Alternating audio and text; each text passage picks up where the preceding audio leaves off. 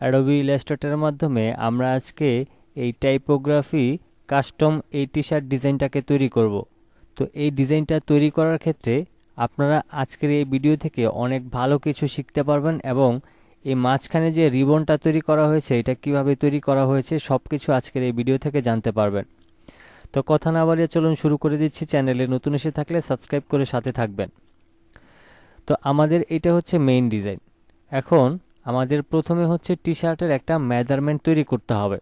তো টি-শার্টের বিভিন্ন প্রকার মেজারমেন্ট তৈরি করা লাগে, যেমন আপনার small, medium, large, XL, double XL এই ধরনের টি-শার্টের সাইজ হয়ে থাকে। তো এখন আপনি যে কোনো একটা সাইজ নিয়ে টি-শার্ট ডিজাইনটা তৈরি করবেন। পরে অবশ্য এগুলিকে চাইলে ছোট বড় করা যায়, তবে ডিজাইন যদি এইরকম ডানে বামে একটু লম্বা টাইপের হয় বা বড় টাইপের হয় সেক্ষেত্রে আপনাকে অবশ্যই মেজারমেন্টটা ঠিক করেই করতে হবে প্রথম থেকেই। তো চলুন শুরু করে দিচ্ছি। আমরা প্রথমে হচ্ছে রেক্ট্যাঙ্গেল টুলে যাব এবং এখানে আমরা ফাঁকা জায়গায় ক্লিক করে প্রথমে হচ্ছে ওয়াইডে নিব হচ্ছে 12 ইঞ্চি এবং হাইটে নিব হচ্ছে আমরা 16 ইঞ্চি। তারপর আমরা ওকে করে দিব। তো ওকে করার পর আমাদের এইদিকে সাদা একটা আর্টবোর্ড তৈরি হবে। এবার এখান থেকে এটাকে আমি এই ব্ল্যাক কালারটা এটাতে দিয়ে দিব। ব্ল্যাক কালারটা দিয়ে দেওয়ার পর এখন এটাকে হচ্ছে কিবোর্ড থেকে Ctrl+2, আমি আবারও বলছি এই শেপটাকে লক করতে হবে, কারণ কাজের সময় এটা ডানে বামে সরে গেলে আমাদের কাজ করতে অসুবিধা হবে। এজন্য এগুলিকে আমাদের লক করে নিতে হয়। তো আমরা হচ্ছে এটাকে লক করার জন্য কিবোর্ড থেকে Ctrl+2 বাটন প্রেস করব, তাইলে এটা লক হয়ে যাবে, ডানে বামে সরবে না। তো এখন এখানে আমাদের বেশ কিছু লেখা আগে লিখতে হবে। যেহেতু এখানে বেশিরভাগই লেখা, তো সেক্ষেত্রে আমরা লেখাটাকে আগে সাজিয়ে নিচ্ছি। তো এখানে যে লেখাগুলি আছে আমি প্রথমে টাইপ টুলের মাধ্যমে এখানে লিখে নিচ্ছি। যেমন এখানে আমি লিখে নিব THE। তো এখানে আমরা যে ফন্টটা ব্যবহার করেছি সেই ফন্টটা আপনাদেরকে একটু দেখিয়ে দিই। এটা আপনারা গুগলে সার্চ করলে পেয়ে যাবেন ফন্টটা, আমি উপরের দিকে পেস্ট করে দিচ্ছি। ওকে, তো এইটা হচ্ছে ফন্ট। এটা নিয়ে আরও বেশ কিছু ভিডিও আমি আগে তৈরি করেছিলাম, যেগুলি আপনারা হয়তোবা কালেক্ট করেছিলেন। যাদের এই ফন্টটা নাই, আপনি গুগলে এই জাস্ট লেখাটা লিখে সার্চ করবেন, এটাই কিন্তু ফন্টের নাম। আপনি এটা লিখলে আপনি পেয়ে যাবেন। ওকে, তো এবার হচ্ছে আমরা এখান থেকে এই যে দি লেখাটা লিখলাম এটাকে সরাসরি এখানে এনে আমি হোয়াইট কালার করে দিচ্ছি, পরে আমরা কালার ঠিক করে নিব। তারপর হচ্ছে আমি এখান থেকে অল্টার এবং শিফটটাকে ধরে এখানে কপি করে আমরা এই লেখাটাকে লিখে নিব। তা আমি এটাকে টাইপ টুলের মাধ্যমে সিলেক্ট করে নিলাম, CRISIS অফ। তা আমরা এখানে লেখাটা লিখে নিলাম। তারপর অল্টার এবং শিফট ধরে আমি আবারও এটাকে কপি করব।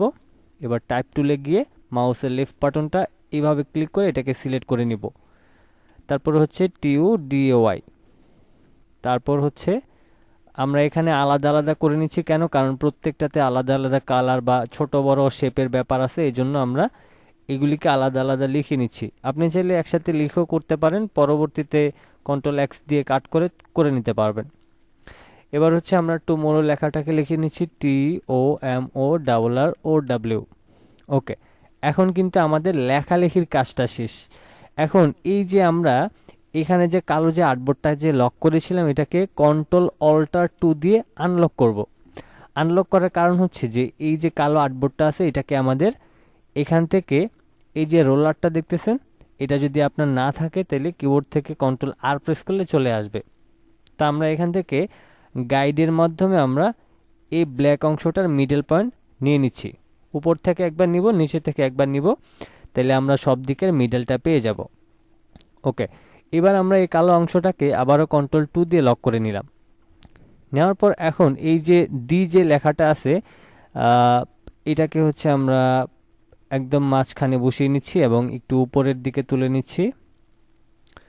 তারপর এই লেখাটাকেও আমরা একইভাবে মিডলটাকে ঠিক রাখবো।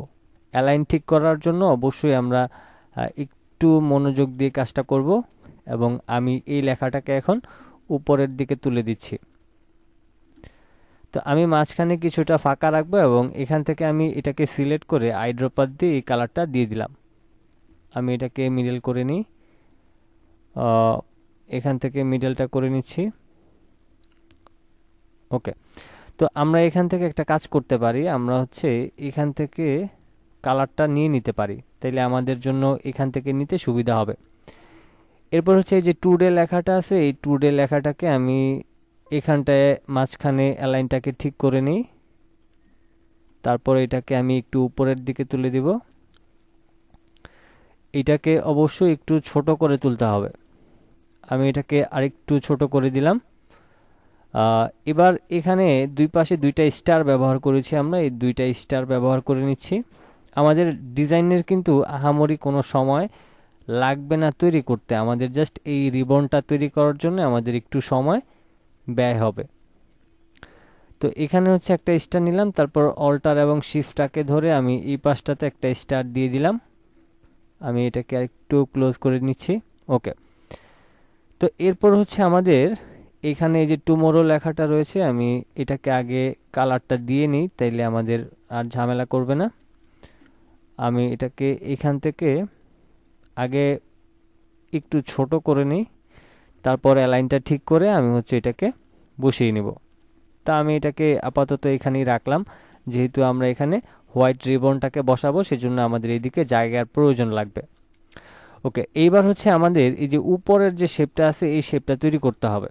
তো এটার জন্য আমরা এখান থেকে লাইন সেগমেন্ট টুলে যাব, যাওয়ার পর আমরা একটু জুম করব, জুম করার পর আমরা হচ্ছে এইখান থেকে এইভাবে করে একটা লাইন নিব।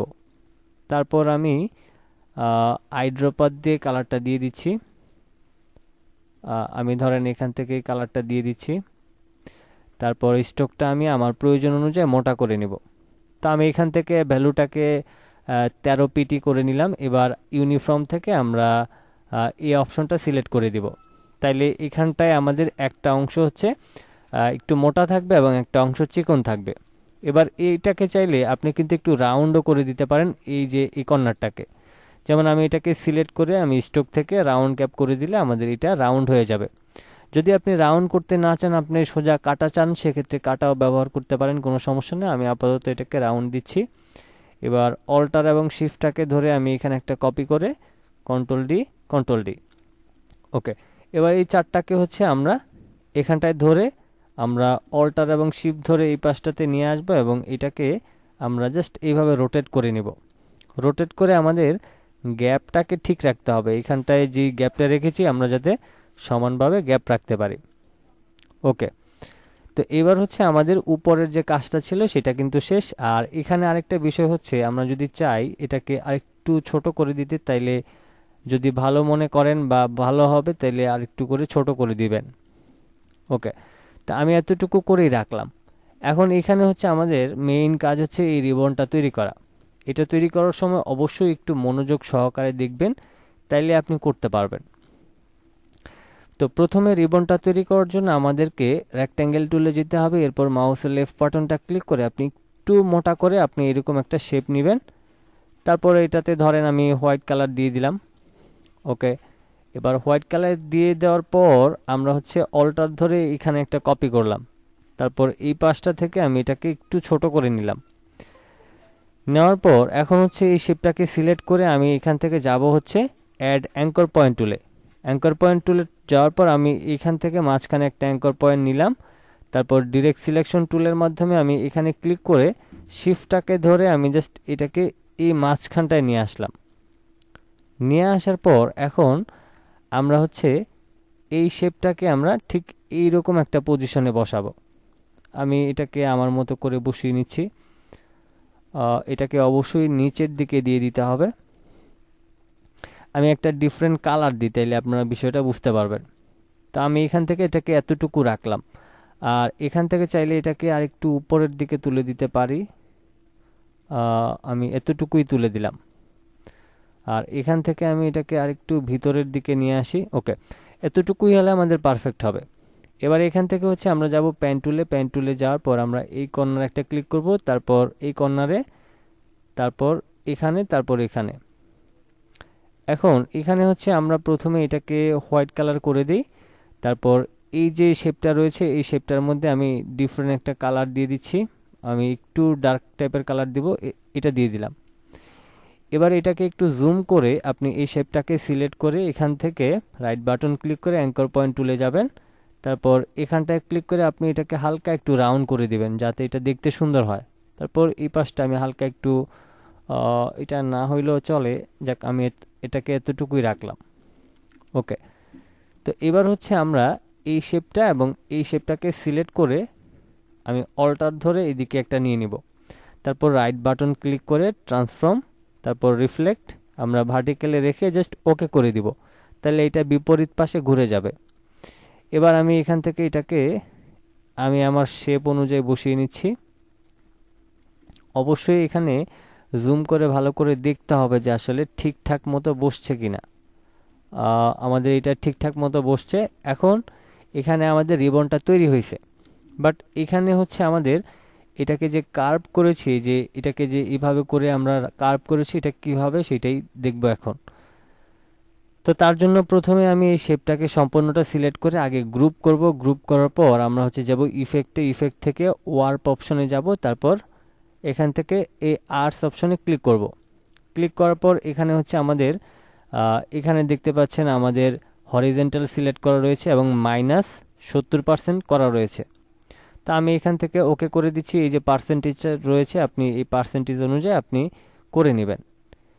এবার আমি ওকে করে দেওয়ার পর এখন এই শেপটাকে সিলেক্ট করার পর অবজেক্ট থেকে এক্সপান্ড অ্যাপারেন্স, তারপর এক্সপান্ড। ওকে, তো এখন আমাদের শেপ কিন্তু তৈরি হয়ে গেছে। এখন এটাকে আমরা অল্টার এবং শিফটটাকে ধরে আমরা আমাদের প্রয়োজন অনুযায়ী ছোট করব। আমি এখান থেকে আরেকটু ছোট করে নিচ্ছি। আমি এটাকে একদম কাছাকাছি নিয়ে এসে আমি একটু জুম করব। তারপর আমি আমার মতো করে ছোট করে এটাকে একদম মাঝখানে বসিয়ে দিব। আমি অ্যালাইনটাকে ঠিক করে নিচ্ছি। ওকে, এবার হচ্ছে আমি এই পাশটা থেকে হালকা একটু কমিয়ে নিচ্ছি। তারপর এটাকে হচ্ছে দেখেন আমরা এটাকে কতটুকু পর্যন্ত উপরে তুলে নিয়েছি, ততটুকু পর্যন্ত উপরে তুলব। তার আগে আমাদের এই তিনটা শেপকে ধরে আরও একটু ছোট করতে হবে। আমি আরেকটু ছোট করে নিলাম, প্রয়োজনে আমি আরও একটু ছোট করে নিই। এবার এটাকে হচ্ছে আমি একটু চওড়া করে দিয়ে তারপর হচ্ছে অল্টার এবং শিফটটাকে ধরে চাইলে আমি আমার প্রয়োজন অনুযায়ী বড় করতে পারি। এরপরে আপনি দুই সাইড যদি কমায় দিতে চান তাও করতে পারবেন, কোনো সমস্যা নাই। তারপর হচ্ছে আমরা এখন এই যে এই তিনটা শেপ রয়েছে, এটাকে চাইলে আমি একটু উপরের দিকে তুলে আরও একটু বড় করে দিতে পারি। আমি ধরেন এখানটায় উঠায় দিয়ে একটু বড় করে নিলাম। ওকে, এবার হচ্ছে মাঝখানে যে বড় ফাঁকাটা রয়েছে এখানে আমরা একটা স্টার দিয়ে দিই যাতে আমাদের ডিজাইনের সৌন্দর্যটা বৃদ্ধি পায়। আমি নর্মালি এখান থেকে একটা স্টার দিয়ে দিলাম। তারপর আইড্রপার টুলের মাধ্যমে সেম কালারটা দিয়ে নিলাম। ওকে, এখন এইখানে হচ্ছে দেখেন এই যে ইজ দি জোক অফ এই যে লেখাটা রয়েছে, এই লেখাটাকে লিখতে হবে। এটার জন্য আমি টাইপ টুলে গেলাম, তারপর হচ্ছে ইজ দি জোক অফ। ওকে, এখন এই লেখাটা লিখে নেওয়ার পর দেখেন এই যে আমরা এখানে যে রিবনটা আমরা তৈরি করেছি এটাকে যতটুকু বাঁকা করেছিলাম সেম এটাকেও ততটুকু বাঁকা করতে হবে। তার আগে আমি এটাকে আরেকটু ছোট করে নিই, যেহেতু আমাদের রিবনটা অনেক বেশি বড় না, সেক্ষেত্রে আমাদের রিবন অনুযায়ী এটাকে ছোট করে নিতে হবে এবং কালারটা পরিবর্তন করে দিই। আমি নর্মালি হচ্ছে এটাকে বাইরের দিকে নিয়ে আসি, তাইলে বুঝতে সুবিধা হবে। এবার আমরা একইভাবে ইফেক্ট থেকে ওয়ার্প, ওয়ার্প থেকে আর্টস, সেম একইভাবে আপনি এটাকে হরিজেন্টাল রাখবেন এবং এখানে -70% রেখে জাস্ট ওকে করে দিবেন। ওকে করার পর আপনি অবজেক্ট থেকে এক্সপান্ড অ্যাপারেন্সে যাবেন। যাওয়ার পর আপনি আপনার প্রয়োজন অনুযায়ী এটাকে ছোট করবেন। তারপর আমি এখন এটাকে ব্ল্যাক করে দিচ্ছি। করে দেওয়ার পর আমি সরাসরি এটাকে এখানে নিয়ে আসতেছি। এবার আমরা মিডলটাকে ঠিক রেখে আমি এটাকে বড় করে নিচ্ছি। তারপর আমি এই পাশটা থেকে এটাকে একটু চওড়া করে দিই। তারপর এইভাবে করে একটু নামায় দিচ্ছি। আপনি আপনার মতো করে এটাকে সুন্দর করে বসায় নেবেন। আমি এখন এটাকে একটু রোটেট করে দিয়ে একটু ছোট করে নিই। আমি চাইলে এই লেখাটাকে এখানটা থেকে একটু বাড়ায় নিতে পারি, তারপর এটাকে চাইলে একটু ছোট করে নিতে পারি।